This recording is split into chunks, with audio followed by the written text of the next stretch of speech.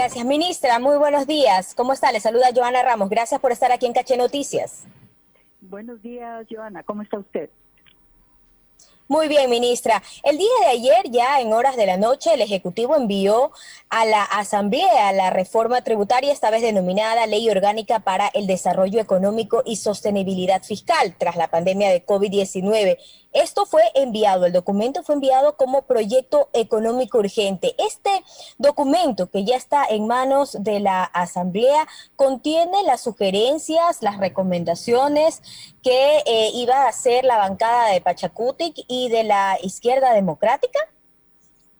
Efectivamente, el proyecto fue compartido con los bloques de Pachacutic y de la Izquierda Democrática y recoge algunas de las observaciones que fueron planteadas por ambos bloques.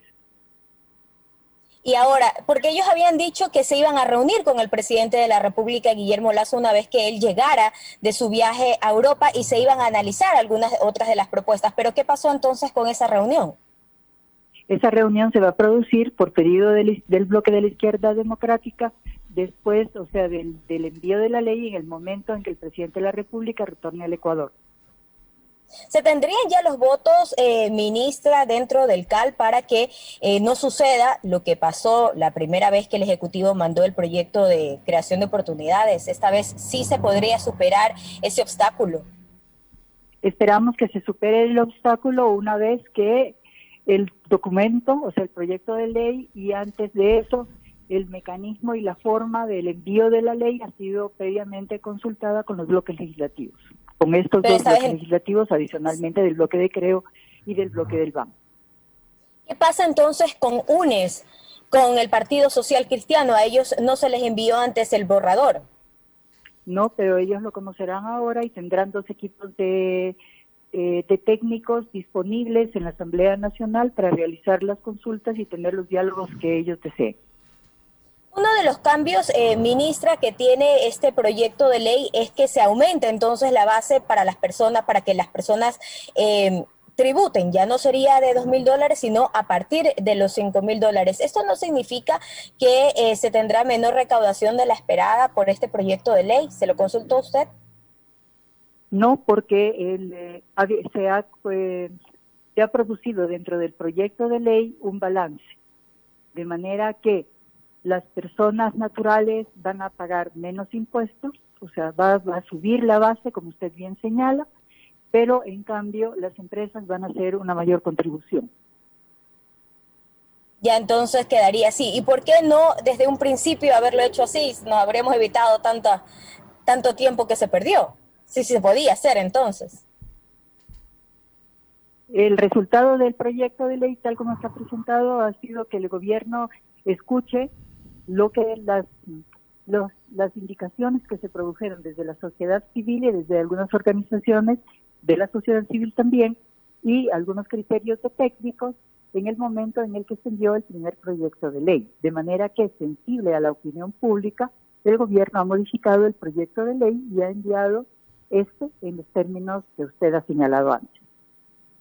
Tenemos muy poco tiempo para esta entrevista. Mi compañero Carlos Zacoto se suma con más preguntas. Carlos, por favor, adelante. Sí, son las 7 de la mañana con 10 minutos. Estamos dialogando aquí en Caché Noticias con la doctora Alexandra Vela, ministra de Gobierno. Doctora, muy buenos días. Bienvenida nuevamente a Caché Noticias. Un gusto saludarla. Lo puntual, ayer el presidente de la CONAIE, Leonidas Issa, ha dicho que sí tiene la apertura para aceptar la invitación que ha hecho el presidente de la República a un diálogo para el próximo 10 de noviembre, pero que hay una condición, que este diálogo sea público frente al pueblo, que hayan cámaras de televisión y que se pueda grabar lo que ahí se converse. ¿Hay la posibilidad de que eso ocurra, ministra?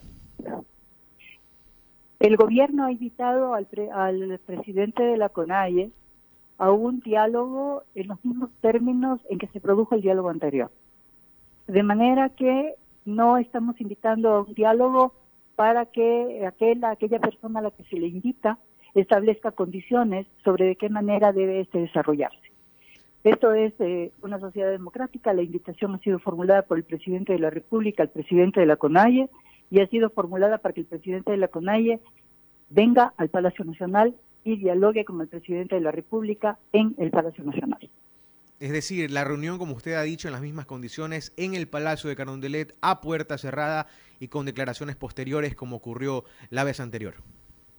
Me parece que las condiciones para un diálogo democrático deben ser respetadas y deben ser manejadas de manera que todo el pueblo ecuatoriano pueda recibir las indicaciones y los consensos y acuerdos a los que se llegue dentro de ese diálogo.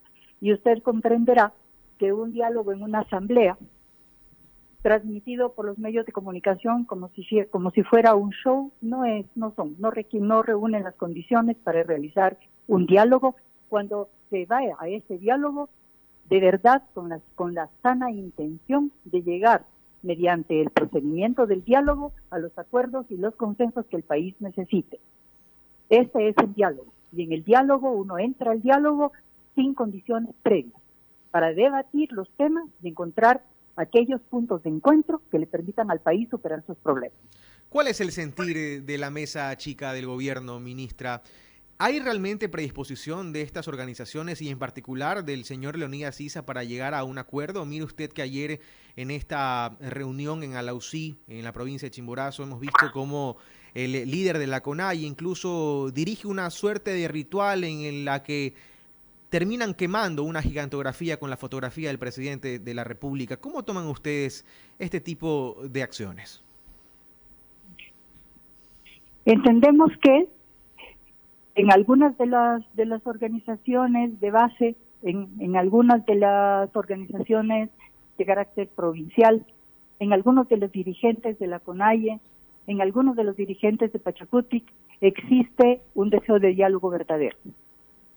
No parecería que esto fuera lo que busca el presidente de la CONAIE, Leonidas Issa. Si es que eso fuera lo que él buscara, entonces su comportamiento sería diferente. ¿Qué le parecería al pueblo ecuatoriano si, como consecuencia de la quema de la imagen y el hostigamiento de una fotografía del presidente de la República, que es el presidente de todos los ecuatorianos, hiciera el gobierno exactamente lo mismo con una fotografía del señor Leonidas Issa? ¿Cuál sería la reacción de todos los ecuatorianos frente a este hecho? Bueno, no existe ninguna diferencia en el acto, en el hecho de quemar públicamente una imagen del presidente de la República, con lo que eso significa cultural y emocionalmente para todos los ecuatorianos, y el hecho de que se queme una fotografía del presidente de la CONAIE, cosa que obviamente el gobierno no va a hacer. De manera que el gobierno rechaza este tipo de manifestaciones de carácter público que solamente evidencian la existencia y la motivación hacia un enfrentamiento, hacia el odio y un ataque directo a una persona, porque de eso se trata. Para el próximo 10 de noviembre se ha invitado, como usted ha dicho ya en repetidas ocasiones, al presidente de la CONAIE, Leonidas Issa, a un diálogo, pero él no es el único invitado. Usted acaba de asegurar que hay otros dirigentes que tienen realmente intenciones de dialogar, realmente intenciones de llegar a acuerdos. ¿Quiénes son ellos y hay la posibilidad de que ellos sí asistan el próximo 10 de noviembre, ministra Vela? A ver, la invitación del presidente de la República ha sido al presidente de la CONAIE. En ocasión anterior, el presidente de la CONAIE envió una nómina de personas que le debían acompañar en ese diálogo. En este momento, la invitación ha sido hecha al señor Leonidas Issa. Con el resto de los dirigentes del movimiento, el gobierno ha mantenido diferentes diálogos a lo largo de más o menos más de un mes, en ocasiones más de 2 meses. De manera que, en este caso, lo que el gobierno está esperando es la contestación del señor Issa. Antes de las movilizaciones, el gobierno nacional logró anotarse varios puntos. Por ejemplo, logró acuerdos con los campesinos en la costa, logró acuerdos con los transportistas pesados, con los transportistas urbanos en la capital. Ayer conversaba yo con el viceministro de Gobierno, Mero Castanier, y él decía, esperemos lograr esta dinámica con los líderes de los grupos sociales que han protagonizado estos 2 días de paralizaciones. El gobierno nacional no tiene en mente ceder al congelamiento de los precios de los combustibles, Porque el pedido de Leonidas Issa ha sido puntual, ¿no? Congelar el diésel en $1.50, hoy está en 1.90, y las gasolinas en $2.10. ¿Eso no será contemplado, ministra, como parte del diálogo? Recordemos que el señor Issa, en la propuesta del diálogo anterior, hizo, y no solamente él, sino otros dirigentes, hicieron una propuesta en el sentido de que se congelara el precio de los combustibles. Ese fue el pedido fundamental, congelar el precio de los combustibles. No se señaló en ese momento ningún valor, ningún precio para ese congelamiento. Lo que se pidió fue que se congelara los combustibles. Bueno, el gobierno fue sensible a la solicitud, por cierto, no solo del señor Issa, sino de otros sectores de la sociedad ecuatoriana y de la ciudadanía, y dictó una medida de congelamiento del precio de los combustibles. Sí, pero... Una vez que se hizo ese congelamiento, la solicitud del señor Issa cambió. Y ahora la solicitud del señor Issa es: congelen el precio en 1.50 para el diésel y $2, ¿cuánto fue que? $2.10, alguna cosa así, para la gasolina. Sí. Me parece que esa no es una forma de hacer una solicitud de manera seria. El gobierno ya congeló el precio de los combustibles, con todo el costo que esto significa para la caja fiscal. Y cuando nosotros hablamos de que esto significa una afectación a la caja fiscal, estamos diciendo que esa afectación a la caja fiscal, que es decir, los recursos que recibe la familia ecuatoriana en su conjunto a través del Estado para poder garantizar el gasto público, es decir, para poder garantizar salud, educación, programas contra la desnutrición crónica infantil, programas para generar empleos para los 7 de cada 10 ecuatorianos que no lo tienen. Estos programas se van a ver afectados por tener que congelar el precio de los combustibles en el sitio en donde está, porque el Estado todavía está subsidiando a los combustibles al establecer ese congelamiento.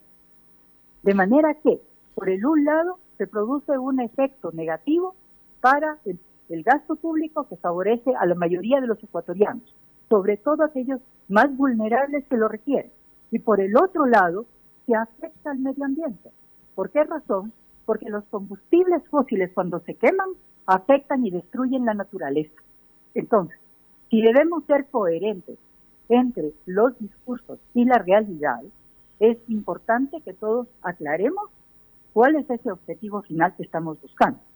Porque al gobierno nacional le interesa proteger a los más vulnerables y para eso necesita tener los ingresos indispensables para poder destinarlos a ese gasto y no para seguir de ninguna manera subsidiando al 75% de los ecuatorianos que está en condiciones de pagar el precio del combustible al nivel del precio internacional. Muchísimo menos para aquellos que contrabandean el combustible a un precio menor y muchísimo menos aún para los narcotraficantes que lo utilizan como un mecanismo de una herramienta y un elemento parte de su industria perversa. Ministra, si bien es cierto el gobierno nacional accediendo a un pedido de Leonidas Issa congeló los precios de los combustibles, no es menos cierto... No he dicho de semejante cosa.